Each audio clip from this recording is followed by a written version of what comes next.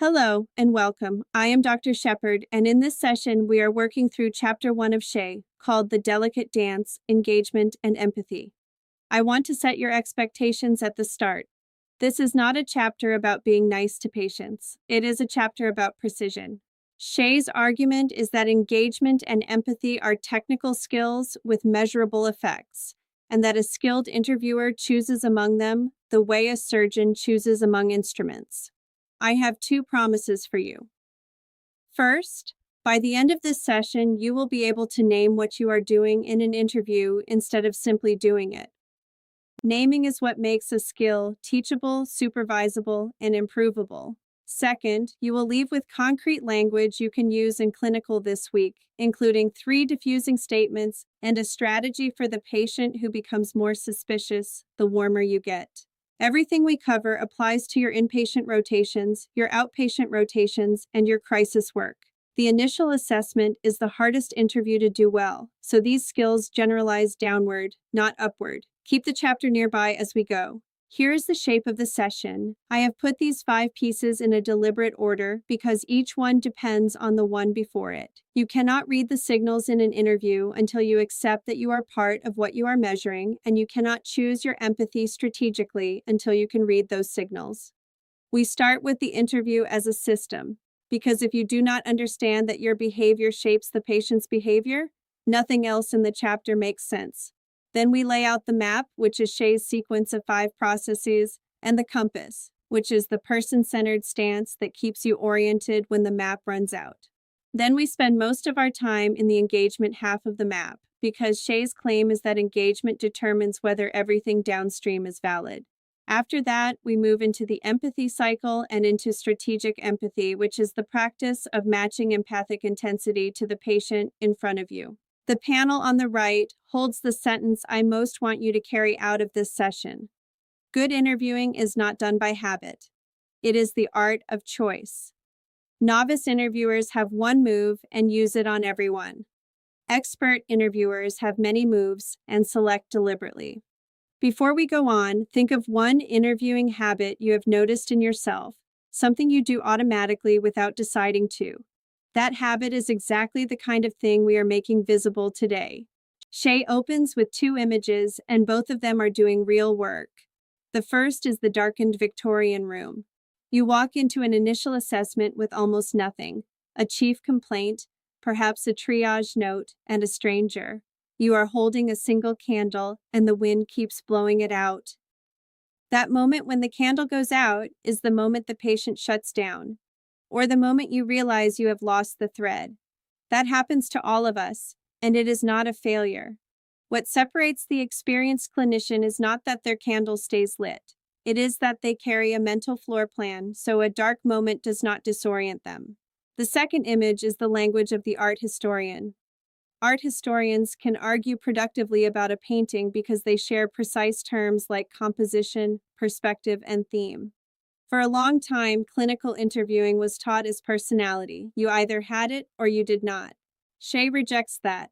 He gives us terms like blending, valence, and disavowal, and once you have those terms, a supervisor can coach you on something specific instead of telling you to build rapport. So think of this chapter as a vocabulary lesson. That vocabulary is what will let you keep improving after graduation when nobody is watching your interviews anymore. This is the cornerstone claim of the chapter, so let us slow down here.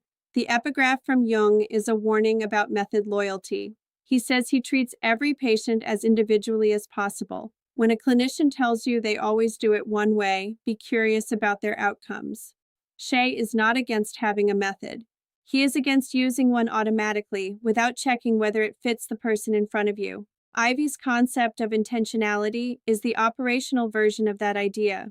Intentionality means having more than one action available and deciding among them. Cultural intentionality extends that to adapting across individuals and cultures.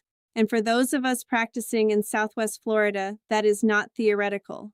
The way you convey warmth to a 22-year-old veteran on an inpatient unit and the way you convey it to an 80-year-old woman brought in by her daughter are not the same behavior. Look at the 2 columns on the right.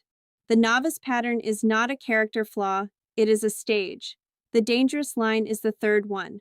When the technique fails, the novice applies it harder. Hold on to that because we are going to watch exactly that happen later in this session. And notice the second half of Ivy's definition, which students usually skip. We are not only trying to be intentional interviewers, we are trying to help patients become more intentional in their own lives so they leave treatment with more than one way to respond to their circumstances.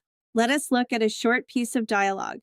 The clinician is trying to assess depressive symptoms, and the supervisee who brought this case was frustrated, saying she could not get a picture of the patient's depression because the patient wandered. That is one of the most common complaints I hear in supervision, so watch what actually happens. The clinician asks how the patient's mood has been over the past 2 weeks. That is the target. The patient answers by talking about her husband working nights and not lifting a finger around the house. She has stepped sideways. At that exact fork, the clinician has a choice and makes 3 consecutive choices that all say, keep going. First, the clinician writes a note. Notes are not neutral because to a patient, writing means this is the important part. Second, the clinician offers a small encourager saying, I am sure. Third, and most decisively, the clinician asks what kind of work it was, which is a question about the new topic. By the third move, the agenda has been formally handed over. So who is wandering more? The patient or the clinician? The honest answer is that the two of them are wandering together. The clinician was being warm, and warmth without direction is how 10 minutes disappear, and you still do not know whether this woman meets criteria for a major depressive episode. Let us break that drift into its parts, because these are things you can catch in yourself. First, note-taking. I want you to think about when you write, not only what you write. In an inpatient assessment where you are charting live, your typing is a reward signal to the patient. Patients watch your hands. If you type hard during the tangent and stop typing during the symptom review, you have taught the patient what you value. So take notes on target content, not on digressions. Second, empathic encouragers. Every every nod, every small sound is a reward. This is not a reason to become stone-faced. It is a reason to aim them at the material you want more of. Third, follow-up questions, and this is the most powerful of the 3. When you ask a question about the new topic, you have signed the transfer of agenda, and there is no ambiguity left. The alternative is a well-timed focusing statement, which we take up in Chapter 3. Now, the larger principle. Shea is not saying that feeding the wanderer is bad. He is saying it is a technique, and techniques are judged against intent. If you are running an unstructured hour and you want free association, feeding the wanderer is exactly right. If you have 45 minutes to decide about medication, a safety plan, or admission, it is a costly mistake. Here's Shea's general definition, and I want to take it apart. An interview is a verbal and nonverbal dialogue between 2 participants whose behaviors affect each other's style of communication, producing specific patterns of interaction. One participant takes the role of asking questions to achieve goals, and the other takes the role of answering and has goals of their own. The phrase to underline is that their behaviors affect each other's style of communication. In plain terms, the 2 of you form a small system, and each of you changes what the other does. So there is no such thing as observing a patient's interview behavior neutrally. You are inside the thing you are measuring. Here is the practical consequence. When you write in your note that the patient was guarded, the accurate statement is that the patient was guarded with me, in this room at this hour, after being brought in by police. That is not hedging. That is precision, and it changes what the next clinician does with your note. The second card matters just as much. The patient has goals. Sometimes the goal is to be discharged before a shift starts. Sometimes it is to protect a spouse from a report. Sometimes it is to obtain a specific medication. None of those make the patient an adversary. They make the patient a person with an agenda, which is the ordinary condition of every human being in every conversation, including you and me. These are the 8 goals Shea gives for the initial assessment. Engage the patient. Collect a thorough and valid database. Understand the person. Formulate an assessment that supports a tentative diagnosis. Prioritize problems and goals collaboratively. Plan the disposition and treatment collaboratively. Relieve some anxiety and pain now, and instill hope so the patient returns. Ask yourself which goal gets dropped first when the unit is full and 4 admissions are waiting. Most students say goal 3, understanding the person. In my experience, it is goals 7 and 8, relief and retention. That is why the green panel is there. Goals 7 and 8 are not soft extras appended to the list. They are the return on goal 1. If the patient leaves less anxious than they arrived and intends to come back, your interview worked, even if your differential is still broad. If your differential is elegant and the patient does not show for follow-up, the encounter accomplished very little. Notice also that goals 5 and 6 both contain the word collaboratively. Shea is deliberate about that. The problem list and the plan are co-authored. Announced plans have poor adherence, and you will see that in your own panels within a year of graduating. Finally, context sets the mix. A crisis clinician, an intake therapist, and an analyst will sculpt 3 different interviews from the same 8 goals. This is figure 1.1, and I want you to be able to redraw it from memory because it is the skeleton of part 1 of the book. Reading left to right, the map moves from engagement to data gathering to understanding of the person. Then it moves down into assessment and diagnosis and across to triage and treatment planning. 3 features matter more than the boxes themselves. First, engagement comes first for a reason. Everything downstream inherits its quality. Weak engagement gives you a weak database, and a differential built on a weak database is really just a guess, however confident it sounds. Second, look at the dashed reverse arrows. These processes run backward as well as forward. You do not complete engagement at minute 4 and move on. You re-engage after every hard question. When you ask a patient about a suicide attempt, you have just spent some of your engagement, and you need to put some back before you ask about substance use. Third, notice the long arrow that runs from engagement straight to triage and treatment planning, bypassing the middle. Shea is making a specific claim there. Alliance predicts whether the plan is accepted, independent of how good the plan is. That single arrow explains most of what we call non-adherence. Shea introduces person-centered interviewing as a compass, and the distinction between map and compass is genuinely useful in a hard interview. The map tells you which process you are in. The compass tells you which direction help lies in when the map has run out, which happens whenever the patient goes somewhere you did not plan for. The axiom itself sounds almost too obvious to say out loud. We are here to help the person who sought our care, but look at the panel below it. Shea lists the forces that make experienced clinicians lose that direction, and none of them are moral failures. Time pressure, fatigue, documentation burden, and our own unconscious needs, which is the one nobody mentions at orientation. There will be days when you want the patient to be well because you are tired, or when you want to be seen as the clinician who figured it out. Those wants steer interviews, and naming them is most of the defense. On the right are 4 commitments. See the whole matrix of biology, psychology, relationships, family, culture, and spirituality. Ask what the person wants before offering what you have. Locate the solutions in the patient rather than treating the patient as the problem. And stay humble on purpose, because even at our best we do not know all the answers, since we do not yet know all the questions. This distinction is the most commonly missed idea in the chapter, so let us be precise. Engagement is the goal state. It is the ongoing development of a sense of safety and respect from which patients feel increasingly free to share, with growing confidence that you can understand them. You cannot observe it directly. Blending is the instrumentation. It is the set of behavioral and emotional clues, available to you live in the interview, that suggest engagement is proceeding effectively. Here is an analogy that helps. Engagement is cardiac output. Blending is the monitor. You treat the patient and not the monitor, but without the monitor, you are working blind. Shea notes that not every author separates these two, and he defends the split on practical grounds. If you only learn engagement techniques, you will apply them and hope.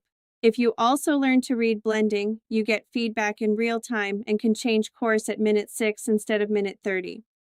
One more thing, because students take poor blending personally. Trouble in blending is an early warning system, not a verdict on your skill. It is information about the dyad, and we are about to turn it into a 3-way differential. There are 3 complementary windows on blending, and you need all 3 because each one covers the blind spots of the others. The first is subjective. Identify what a good interview feels like in your body, then use that feeling as a thermometer you check periodically. Look at the descriptions at the bottom of the slide and notice how physical they are. One clinician says good blending feels more like a conversation than an interrogation. Another says she knows blending has occurred when she realizes she is talking with a person in real pain rather than a case with imagined defenses. A third says he feels more relaxed, sometimes even gives off a sigh, and at the same time feels more interested. Here is a task worth doing. After your next 3 clinical days, write one sentence describing what good blending felt like in your best interview that day. Within a few weeks, you will have your own thermometer. The second window is objective, and we unpack it on the next slide. It uses countable features of speech. The third window is the patient's self-report, and it is the most underused. The question is simple. What was it like talking with me today? Ask it near the end and mean it. Just be aware that many patients say everything was fine because they do not want to seem rude. Weens and colleagues gave us 3 countable speech variables, and I like them because you can learn them in 90 seconds and use them immediately.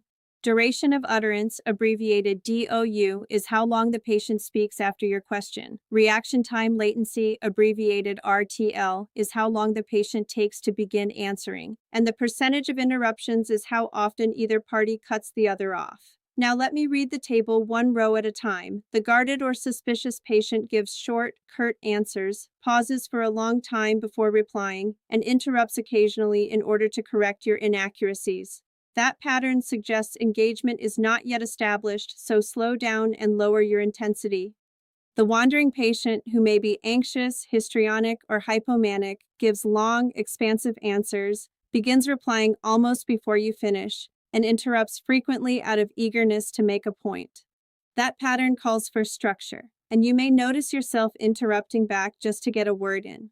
When engagement improves after you change technique, duration of utterance lengthens, reaction time latency shortens, and interruptions decrease on both sides. That is the earliest and most visible marker that a strategy is working. Duration of utterance is the most useful number on this list because it moves first. It moves before your subjective sense of the room changes. You do not need a stopwatch. You need to notice the direction of change. Students often ask whether they are finished once blending feels great. The answer is no, and this slide is why. Shea describes a failure mode in which the subjective window lies to you. With histrionic and hypomanic presentations, the patient opens up quickly and vividly, and you feel like the interview is going beautifully. But the warmth is one-directional. The patient is performing engagement rather than building it. A student of Shea's named this unipolar blending, and the name is perfect. The diagnostic payoff is real. If you recognize unipolar blending, that recognition is itself a clinical finding pointing toward an elevated mood state or a dramatic personality style, and it should prompt you to screen deliberately rather than simply enjoy the hour. So here is the corrective. Notice the anomaly because blending this good, this fast, is itself a finding. Step back to the objective data and check duration of utterance and reaction time latency, since a very long duration with a near zero latency is the signature. Then ask what process could be producing this, and hold on to the fourth step. Sometimes a patient opens up in the first 4 minutes because nobody has ever asked them the question before, and that is real. The instruction is to check, not to distrust. Watch what happens in this closing exchange. The clinician asks what it was like talking with me today. The patient pauses slightly and says, "It was fine. Yeah, it was fine." The words say yes, and the delivery says no. Patients frequently say fine because they do not want to appear ungrateful or rude, especially patients who have been socialized to defer to clinicians, which in our region includes many older adults and many veterans. So the clinician offers the repair. "You look a little hesitant there. Is there anything I may have done or said that might have made you uncomfortable?" 2 features make that line work. It names the observation gently rather than demanding a confession, and it puts the responsibility on the clinician. That phrasing gives the patient permission to criticize you without attacking you. In this case, the patient says she did not love being asked about her drinking twice because it felt like she was not believed. Now you have something to work with. Shea also describes a young man whose flat presentation read as poor engagement on both the subjective and objective windows, and who sincerely reported feeling at home. The disparity was itself the finding because it described how this man is chronically misread in the world, and it generated 2 interventions: social skills work and a medication review. When your windows disagree, do not average them. Ask what the disagreement tells you. When you detect weak blending, resist the reflex to conclude that you are bad at this. Run a 3-way differential instead. Option 1 is that your style is disengaging this particular patient. Shea's example is a naturally extroverted interviewer with a wary patient. Extroversion is an asset in most encounters and a liability in that one. The fix is behavioral. Turn the volume down. Option 2 is that the patient's process is interfering. Paranoia, negative symptoms, severe depression, or trauma-related avoidance. Here, the weak blending is not a problem to solve, it is a symptom to formulate. Option 3, both at once, is the most common answer in real practice, and it asks you to hold 2 thoughts together. Adjust what you are doing and keep formulating. Now look at what weak engagement costs you in order. Validity goes first, because people do not share freely with someone they do not like. Then depth, because you never reach the intimate corners of the room.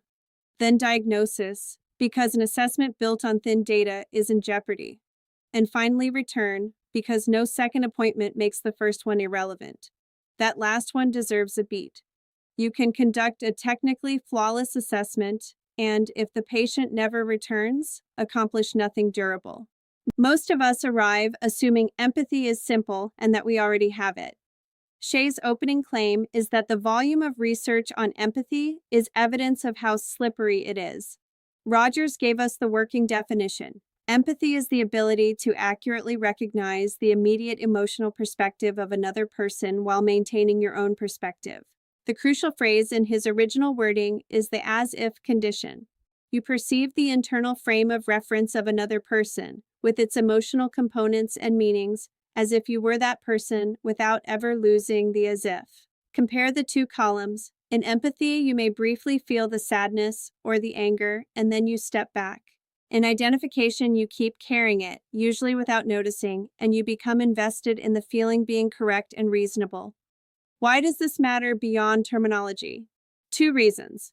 First, identification is a main road to burnout, and to counter transference you cannot see. If you find yourself repeatedly and durably carrying patients' feelings home, that is a signal to seek supervision or your own therapy, and it is not a character defect, it is an occupational finding. Second, here is the sentence to write down. Most patients are not looking for someone who feels as they do. They are looking for someone who is trying to understand what they feel. Effort communicates respect even when your understanding is imperfect. This is the organizing framework for the rest of the chapter. So make sure you can name all 5 phases. 1. The patient expresses a feeling. 2. The clinician recognizes the feeling. 3. The clinician conveys that recognition. 4. The patient receives what was conveyed. 5. The patient signals back that it was received. Barrett Leonard's contribution is the panel at the bottom. Empathy is not a trait you own. It is a transaction that either completes or does not. You can be profoundly moved by a patient's story and deliver 0 empathy, because feeling is only phase 2 of 5. The framework is diagnostic in a very practical way. When empathy is not working with a patient, you can ask which phase broke. Did the patient never express the feeling because defenses blocked it? Did I miss it? Did I recognize it and say it badly? Did their illness prevent them from taking it in? Or did they receive it and simply not show me? Those 5 questions produce 5 different interventions, which is a far more useful place to stand than concluding that you failed to connect. Next, we walk through the phases where the breakdowns are most instructive. Phase 1 fails when the patient never puts the feeling on the table, and defenses are the usual reason. In this exchange, a parent is describing a child with significant permanent developmental disability. The clinician asks how Danny gets along with other children.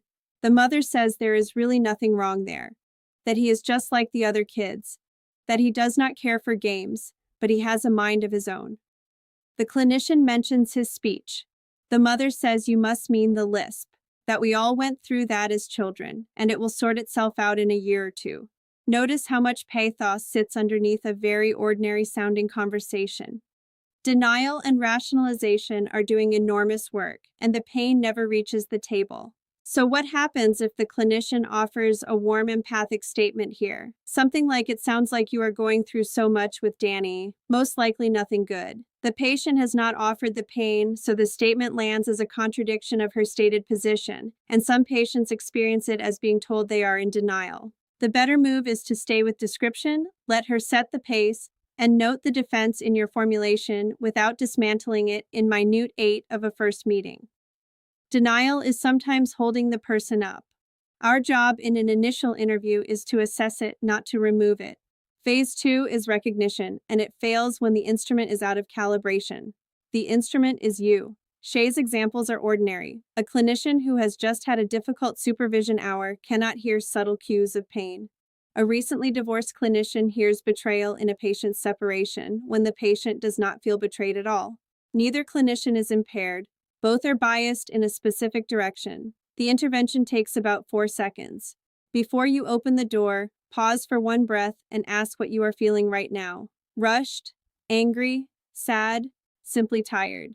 You have no imaging study for empathy. You are the measuring device, and a device with a known bias is far safer than one with an unknown bias.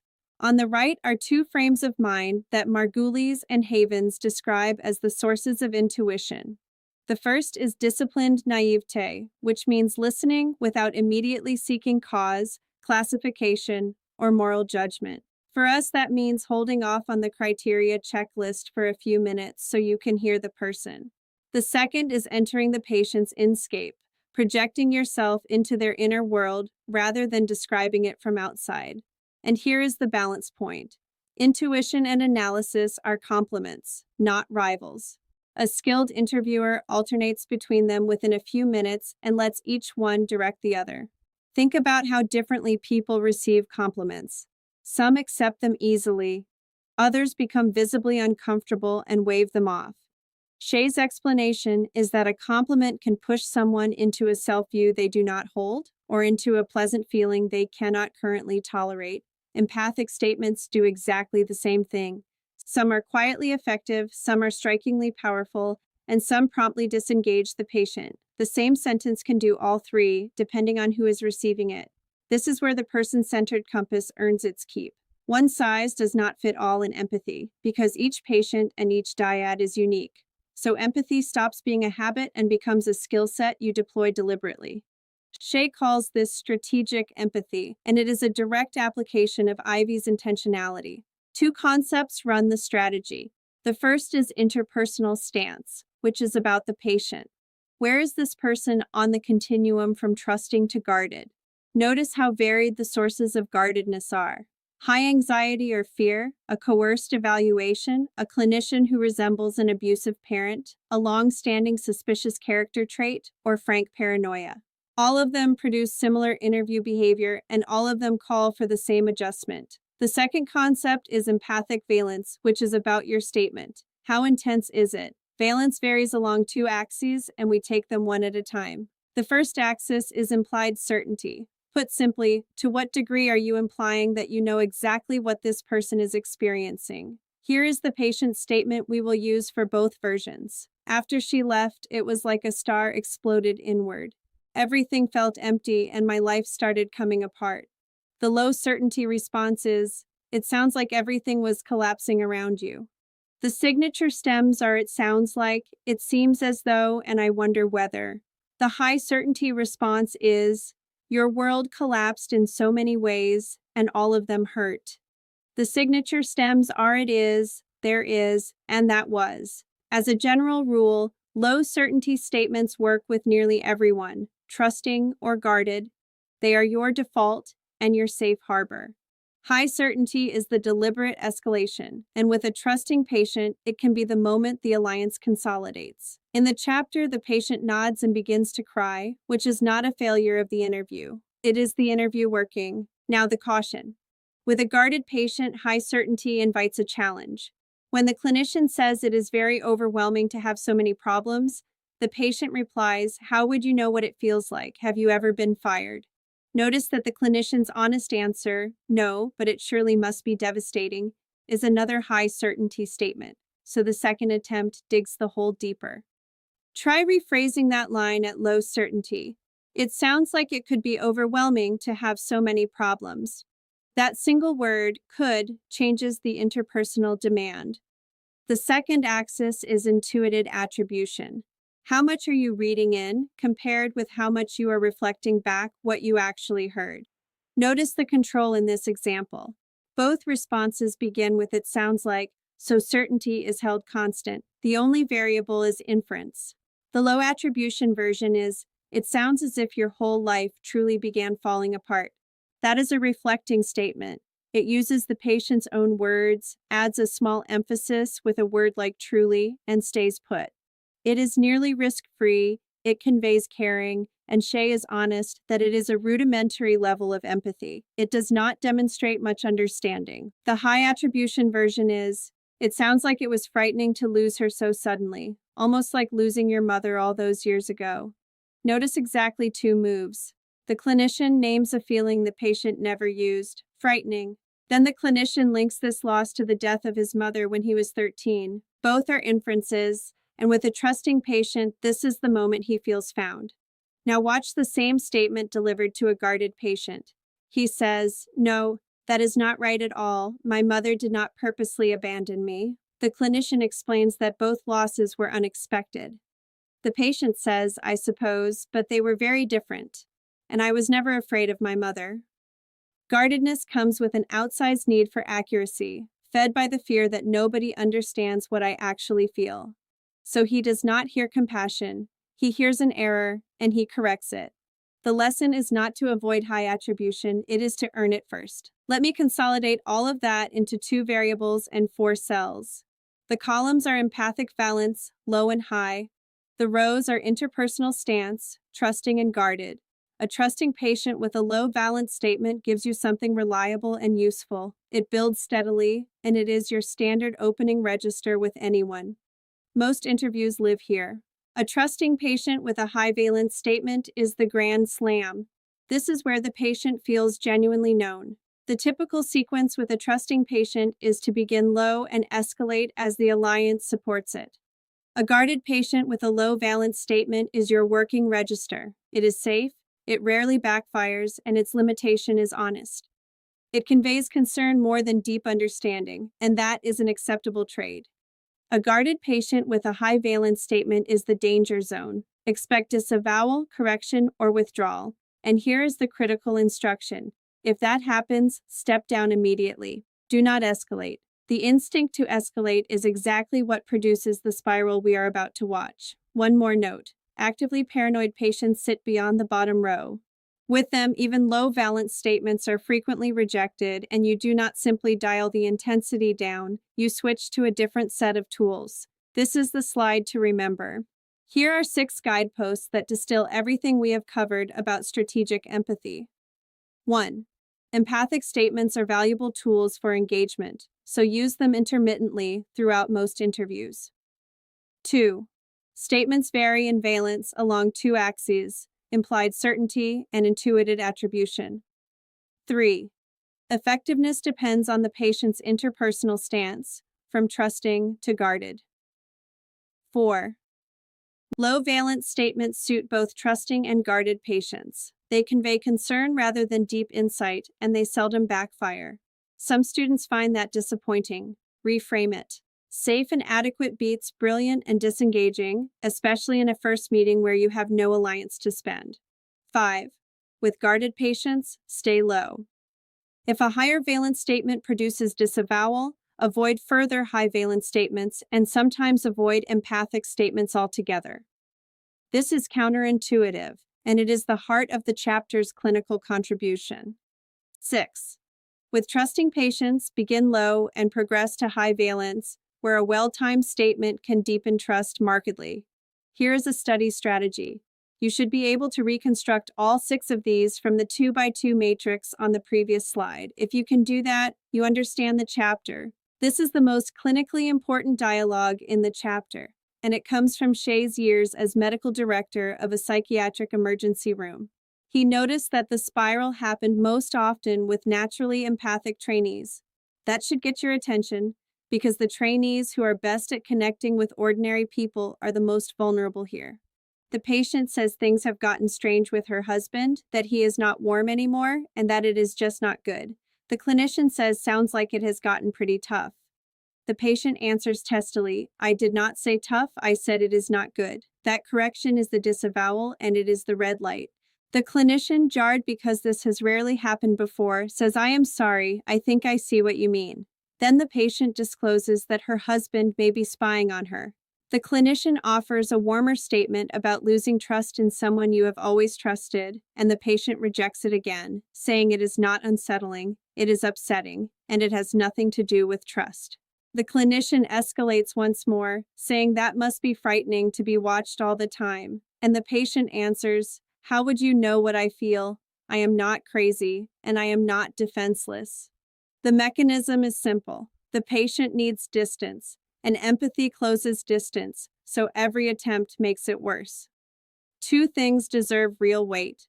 Early disavowal may be your first hint of paranoid process, which is diagnostically valuable, and escalating empathy can stoke hostility. That closing line about not being defenseless is a veiled threat, and it belongs in your note and in your risk assessment. Now the repair, and this is where the whole chapter pays off. There are 2 strategies. The first was named by David Robinson, who called it greasing the wheels of delusional conversation. You show genuine, curious interest in how the patient puts things together without empathizing.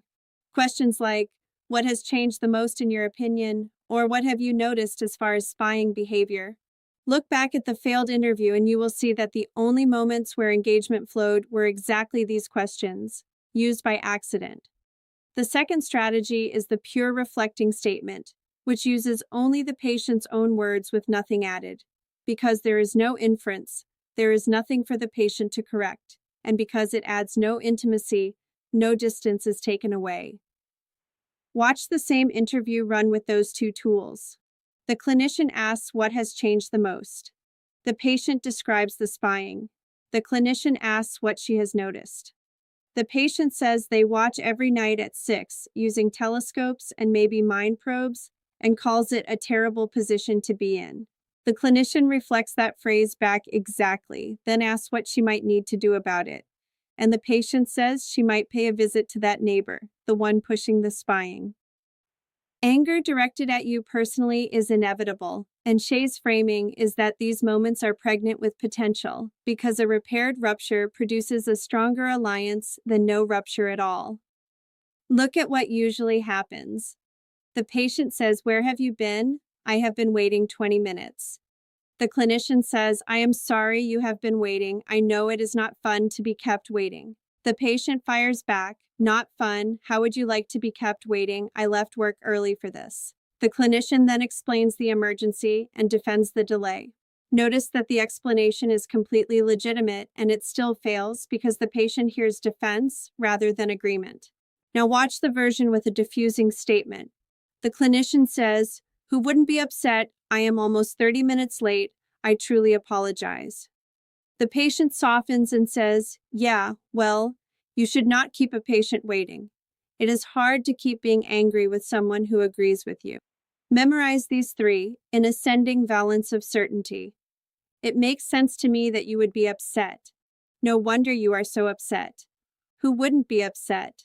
Have them ready before your next clinical day, because in the moment of being yelled at, most of us go blank. And here is the counterintuitive part. These work precisely because their implied certainty is high. With a guarded patient, you are asserting knowledge of their private inner state, which is a trespass. With an angry patient, you are asserting that their reaction is legitimate, which is a gift. The angrier the patient, the higher the valence you choose. Here are 3 members of the paraphrase family, moving from safest to most powerful. The generic paraphrase uses some of the patient's keywords, but rephrases them. which shows you process the material rather than simply recording it. It adds no opinion, reaction, or commentary. For example, the client says, "I wait until the last minute and whip the paper together the night before." The therapist says, "Waiting until the last minute has become a pattern, and you think it costs you quality." Good paraphrases are short and sweet. 2 practical uses go beyond warmth. A paraphrase can free a patient who keeps repeating a story to move on because it signals that they have been heard. And for a patient working through trauma, patient paraphrasing communicates that it is acceptable to tell it again from a different angle. The sensory match paraphrase mirrors the patient's own idiom. Visual patients respond to visual words, auditory patients to tonal words, kinesthetic patients to feeling words. "I will be candid with you." The underlying representational systems theory is not well supported empirically. What is defensible, and what I want you to take, is the general principle of matching the patient's language. It is attunement, not neurology. The metaphorical paraphrase captures the central message in an image. When the clinician says it feels almost like you are on a treadmill, going nowhere fast, the patient does not only feel understood. She extends the metaphor herself, saying she does not control the speed, her committee does. That extension is where engagement becomes insight. 3 delivery variables, and then a footnote that reframes the whole session. Frequency first. There is no evidence-based number, and Shea is honest about that. His estimate is roughly 1 empathic statement every 2 to 10 minutes for well-received clinicians. Both directions have failure modes. Too many and you sound paternalistic or performative. Too few and you are, in his phrase, as inscrutable as the Sphinx. Timing is the highest yield variable. Use at least 2 or 3 empathic statements in the first 5 to 10 minutes. Patients frequently decide whether they like you in that window, and the decision rests on whether you seem accepting. Many of your patients arrive afraid of being judged silly, weak, or dramatic, and an early empathic statement is the fastest available disconfirmation of that fear. Length. Concise and unambiguous. Shea gives an example of a clinician who piles on stranded, isolated, lonely, almost like a criminal, and the patient responds with a painful, and stops talking. Long empathic statements stop being about the patient and start being a performance of understanding. Here is the real-time test, and it connects straight back to duration of utterance. Effective empathic statements increase verbal production. Havens frames it beautifully, asking whether your response deepens the other person's narrative flow, whether the speaker stops or changes the subject, and whether expressions of feeling increase or decrease. And the humbling footnote. Empathy is probably conveyed mostly through facial expression, body language, tone of voice, and small empathic noises, not through statements at all. Everything we have covered today is language, and language does not transfer by reading it. It transfers when you say the words out loud, maybe imperfectly, but in front of 2 people who will tell you. So this last piece is work for your study group rather than for class. Here is the setup. Get 3 people. If you have a 4th, let that person keep time. Write 3 stance cards, one that says trusting, one that says guarded, and one that says angry at the clinician, and shuffle them face down.